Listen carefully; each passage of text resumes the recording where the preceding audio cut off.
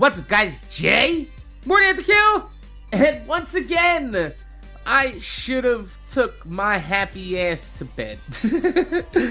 But I spent the better half of the night playing Destiny on stream, tested out my new controller from Battle Beaver Customs, and honestly just lost track of time. So here I sit once again. It's 6 a.m. on a Sunday morning, running on about 12 hours of sleep the past 3 days, averaging like 3.5 to 4 hours of sleep a day, and I'm fucking exhausted, damn it. So I figured if I could get this video done and uploaded before noon today, then I could probably get a good 8 or 9 hours of sleep before Cutthroat Kitchen and Naked Afraid come on later tonight. But that's not that big of a deal, because I'm used to running on empty.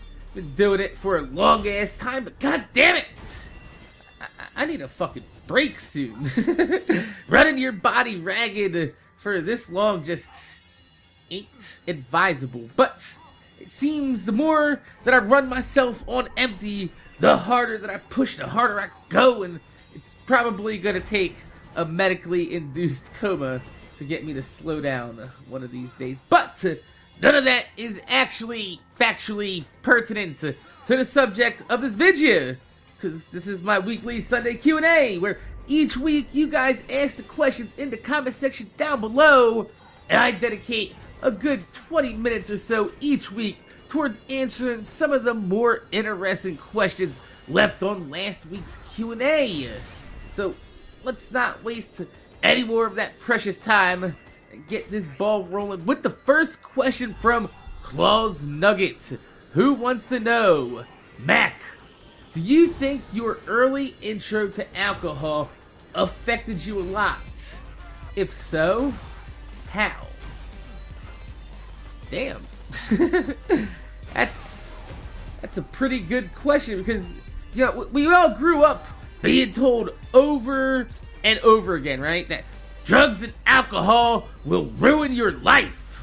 But mostly the education that you receive in school about this is generally overall preventative in nature. It's trying to warn you of the dangerous effects that drugs and alcohol can have on your life, but not much is ever really said outside of that, except for don't do drugs while pregnant with children, which seems like a no-brainer, but some people still have to be told this shit.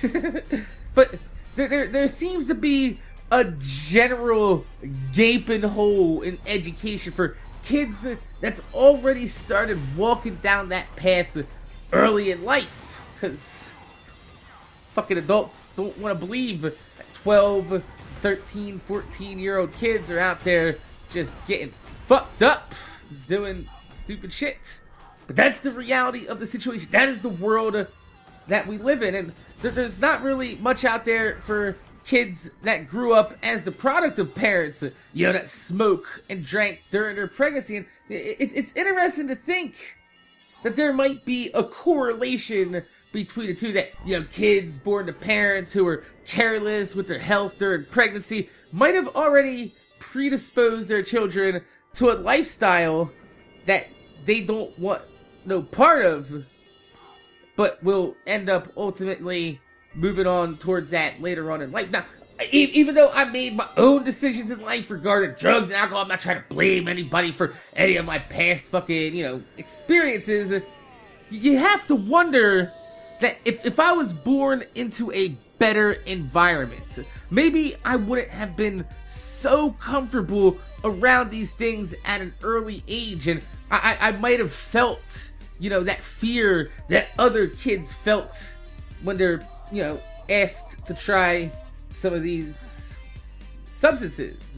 So in that regard, I think positively drugs and alcohol already changed my life well before I ever took my first sip or pull on a cigarette, just by being predisposed to that lifestyle early on in life. But I will tell you one thing.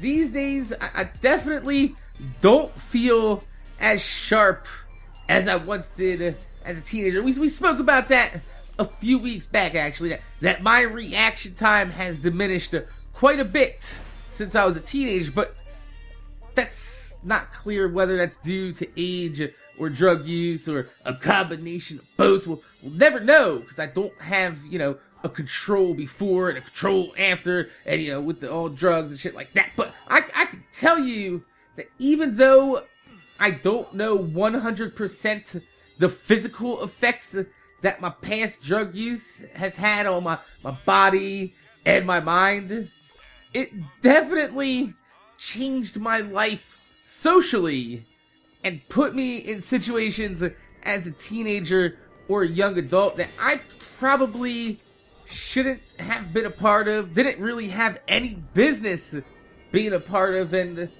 as a result, I have quite a few memories of being so fucked up I couldn't even process basic speech or motor functions. And I could say 100% unequivocally, without a shadow of a doubt, that spending so much time partying and not really giving a fuck as a teenager or young adult, it affected my life negatively just because of the fact that it prevented me from taking life seriously and getting my shit together at an earlier age. And I'm not saying that there's anything wrong with partying at all, but remember, everything in life should be done in moderation, and keeping your priorities straight should be your number one concern in life. And if you ever lose balance of either in your life, then you're gonna definitely see some adverse effects, whether it's physically or socially. It's definitely gonna leave a mark. I hope that's the answer along the lines of something that you were looking for. And if you're looking for, like, oh man, some days I wake up and I shit my pants because of drugs. No, I don't really have any debilitating, side effects of any of the drugs that I've had. I have in the past had what's called a flashback, where there are drugs that stay inside your system. They get packed away inside of your cells, and every now and again it gets released through your body, and you just sit there and be like, whoa, free trip. I shouldn't have done that ecstasy 15 years ago. What the fuck is going on? But no, I haven't had an ecstasy flashback in probably a good 11 years. So I feel like I just got off that boat, and that's not going to be a problem anytime later on in life.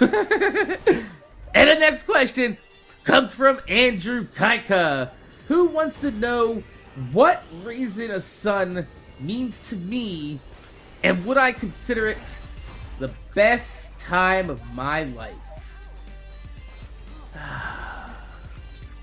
Jeez, you guys aren't pulling any punches this week, are you?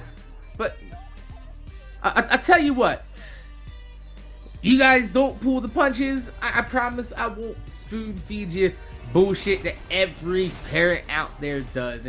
You know exactly what the fuck I'm talking about, where they tell you, oh, blah blah blah, I love my kids unconditionally, blah blah blah, I'm 100% proud of my blah blah blah, best thing to ever happen to me, blah blah blah. That boo shit with a capital boo. Bitches can feed you that shit all day long. This motherfucker ain't swallowing. Raising a kid is fucking ridiculously stressful and difficult. And it changes your entire life. Once you have a kid, shit can never go back to the way it was. You no longer have the option to be selfish. You can't afford to slack off or be lazy because someone else is relying on you to live. I'm gonna say it again. Someone else is relying on you to live. To fucking live! That's a whole hell of a lot of pressure. Especially since when I had my kid, I was just a kid myself. And I still had no clue how to properly adult yet. I still don't have a clue how to properly adult yet. Most adults don't know how to adult. Most of them are just walking around faking it until they make it. And I was winging it through life at that point when my baby's mama got pregnant with my son. And I love my son, right? Let me get that out of the way. I love my son to death. But honestly, I didn't get to see my son a lot during his formative years. Since, for majority of it, I lived 3,000 miles away from him. From the time that he was like 2 till he was 6. Those are pretty important years in child rearing. And for the last few years, I've been relegated by the courts as a de facto monthly child support paycheck, and seeing my son during what I like to call the ABCs, your anniversaries, birthdays, and Christmases. Basically, you're a holiday father with no hope of ever seeing your kid on a regular basis because his mother just refuses to be civil or talk to you outside of court. So being a father for the first 10 years of my son's life was pretty big point of contention in my life. You know, now that my son is turning 13 years old this year, he's a little bit older, he's a bit more independent, and the fact that I have a direct line straight to him, contacting him on his cell phone, rather than having to pull teeth and go through his mother, makes life a little bit easier. But as for saying that being a parent is some of the best time of my life would just be a lie. If only for the fact that my son's mother has done everything humanly possible to go out of her way to just make my life more stressful, to make my life more difficult, including, check this shit out, right? She recently, within the last year or two, got married to a dude who lives close to where I grew up, right? And she moves my son into a house with a dude that I've never met before in my life. Now, I told her I don't give a fuck who she marries, right? But I feel if my son's gonna be living in a house with a dude that I've never met before, maybe you should have possibly talked to me about it before you got married, and maybe I could have met the guy to make me feel just a little bit better about my son living in a house with a strange dude. Just saying that seems to be the calm, rational, respectful way to go about shit. But no, she went off, got married, never told me anything about it. I had to find out from my son when he's like, "Oh yeah, my little brother." I was like, "Bitch, when the fuck did you get a little brother? Who the fuck's fucking your mom?" And he's like, "Oh, he's my stepbrother. Fucking my mom got married." And I was like, once again, who the fuck's fucking your mom? I'm just saying.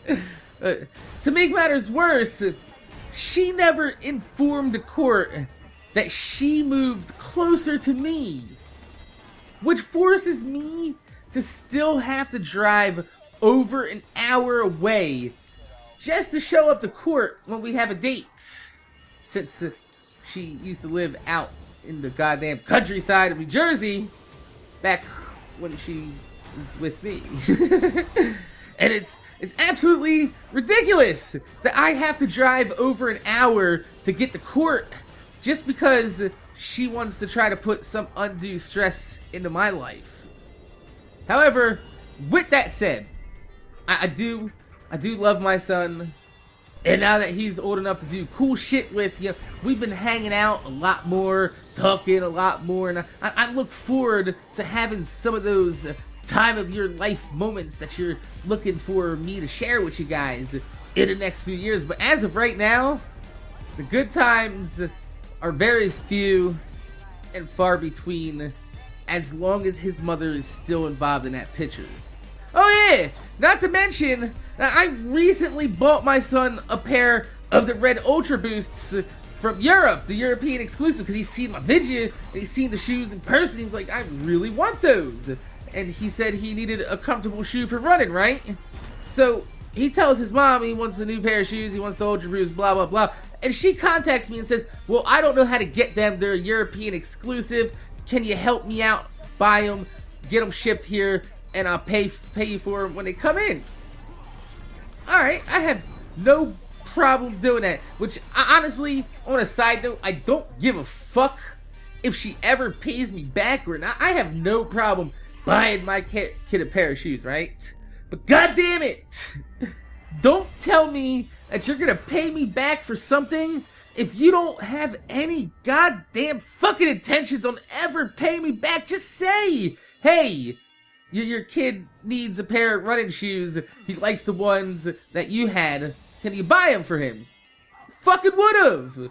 I'm a fucking father, a parent. That falls in the realm of responsibility of buying my son, you know, fucking clothing and fucking proper equipment and sportswear for the shit that he's fucking doing. But shit, that is the type of passive aggressive shit that his mother is known for. And I put up not only for the last fucking 13 years, but I also put up with that shit while we were fucking living together back in the day, and it absolutely drives me up the fucking wall. Fuck.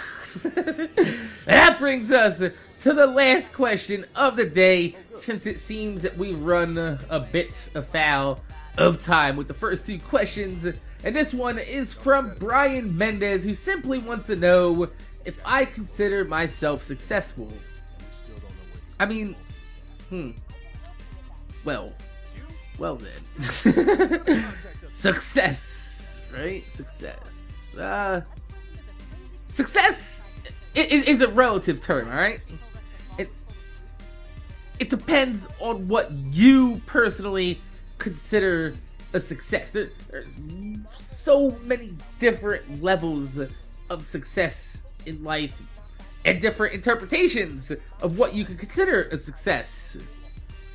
Am I successful if you compared my accomplishments in life to Leonardo DiCaprio? Not really. Am I successful compared to my graduating class in high school? You bet your goddamn ass I am. But I guess if you take a look at where I've come from, where I was headed, and where I actually am in life now, I guess you could consider me a successful person. I mean, I grew up in one of the most dangerous cities in America. My mother made $20,000 a year growing up as a single parent. My father went off gallivanting who the fuck knows where, banging bitches, having kids all across the country. I got caught up in a lot of drug and gang activity, you know, back in the day, in my teenage, young adult years, and here I am now, you know, almost, goddamn, is it almost 20 years later? Yes. Damn. I'm fucking old. Yeah, here I am about 20 years later. I have some usable skills that are transferable to multiple different job descriptions. Not just, you know, working on cars, but, you know, if the YouTube stuff doesn't end up panning out in the future, you know, I do have a lot of social media experience. I do have a lot of experience, you know, editing videos and, you know, audio production and shit like that. So even graphic design, you know, I never know exactly where these skills that I've learned over the years will take me, but they are definitely transferable to multiple different job descriptions in the real world outside of the internet. I run 2 businesses by myself. I just bought my first house at the age of 33. I'm the only one in my family out of all the kids, cousins, brothers, and sisters and shit that actually owns their own house.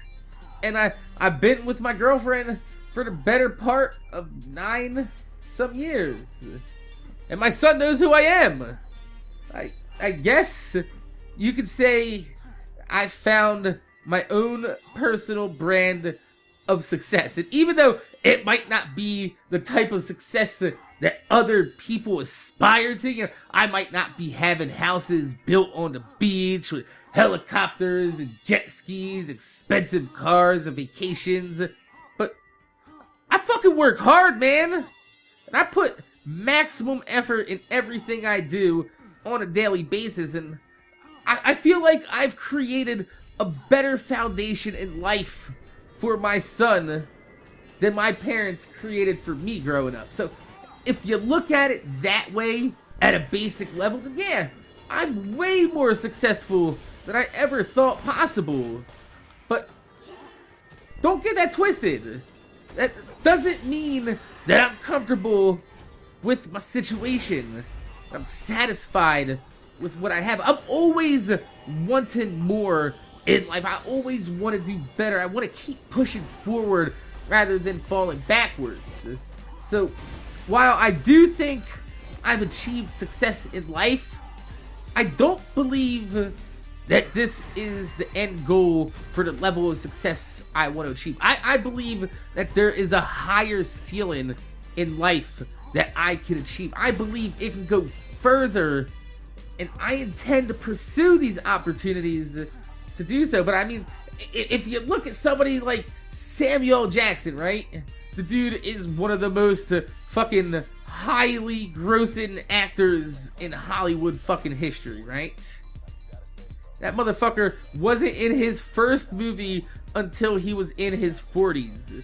I'm willing to bet at 33 years old, he probably didn't feel like it was gonna happen for him ever. But it did. Why? Because he kept fucking pushing. He kept moving forward. So while I might not be at the level of success that some of you guys tell me in the comment section, you know, oh my god, you deserve 1 million subscribers, or you deserve a lot more than you get. You guys tell me this shit on a daily basis. And I guess on some sort of basic level, as a human, I feel like, yeah, maybe I do deserve a little bit more for the effort that I put out on YouTube. But that doesn't mean that I'm ungrateful. I'm grateful for everything that I have, the situation in life that I'm in. And don't worry, as long as I'm alive, as long as there are blood flowing through these fucking veins, nobody is gonna stop me from doing what the fuck I want to do. I'm gonna keep pushing no matter what. And you know, maybe one day that big break will come and I'll get what you guys think I deserve. But until then, fuck it. I'm just gonna enjoy the fact that there's no way anyone would have ever predicted that 20 years ago, that this motherfucker right here sitting in front of you talking to you every single goddamn day, I am the most successful person in my graduating class, and I graduated with the lowest grade point average possible, with a .6. Damn! Fuck y'all motherfuckers. That shit is hilarious to me. So, my name is Jay, MorninAfterKill. I want to thank you guys for watching. Make sure you guys rate, comment, subscribe. If you could leave a thumbs up on the video, I'd highly appreciate it, because it gives me motivation to make more videos for you motherfuckers. Watch my motherfucking videos. Don't forget to leave your question in the comment section down below, and maybe it'll be yours on screen next week. But remember, if you don't leave your cue, there's no way that I can give you a piece of my A. And my name's Jay, MorninAfterKill. Thanks for watching, and I'm gonna see you guys later.